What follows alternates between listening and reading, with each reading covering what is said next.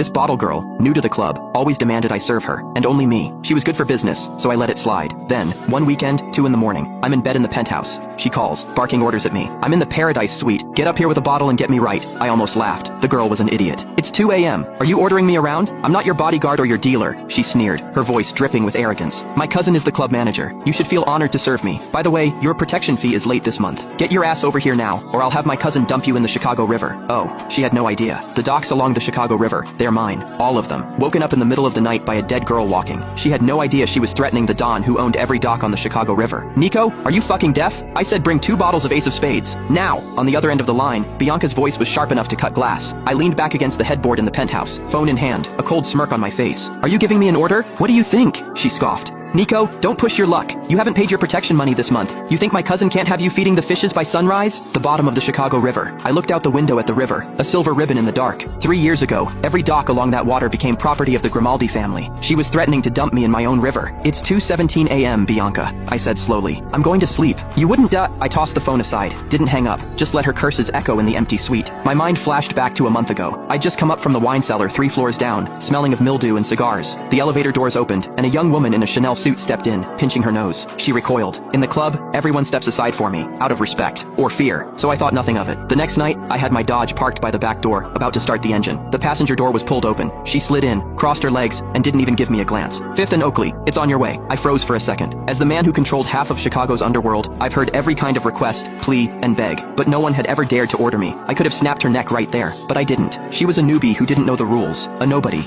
I couldn't be bothered. Besides, it was on my way. When we got to her apartment on 5th, she didn't even say thanks, just slammed the door and walked off. I figured it was a one-time thing. I was wrong. It was just the beginning. She started treating me like her personal chauffeur. First, she'd ask me to make detours to pick her up. Then she forbade me from smoking cigars in my own car. Said the smoke clashed with her expensive perfume. Last week, she was in the passenger seat, putting on bright red lipstick. In a condescending tone, she said, "Your leather seats are too hard. Go get me a cashmere cushion." Nico, you're lucky to be able to serve a woman like me. My hands tightened on the steering wheel. I watched her arrogant face in the rearview mirror. That was the first time I didn't see her as just some stupid annoyance. I saw her as a curiosity, an experiment. I became curious. What kind of world, what kind of backup, creates a creature so ignorant and so fearless? I had 100 ways to make her disappear from my world, but I didn't. A lion doesn't get angry at a yapping chihuahua. I just wanted to see how stupid she could get. I never understood how someone could take advantage of you while acting like they were doing you a favor. Now I knew. It was because the club manager was her cousin. Why aren't you talking? Are you on your way or not? Bianca's impatient voice crackled through the phone. I yawned. No, I'm going to sleep. You're on your own. With that, I hung up. The phone immediately started ringing again. The second I answered, Bianca's scream almost blew out my eardrum. You fucking hung up on me? I could hear men laughing in the background, the clinking of glasses. My cousin is right here with me. Bianca's voice was hysterical with triumph. Marco, say something to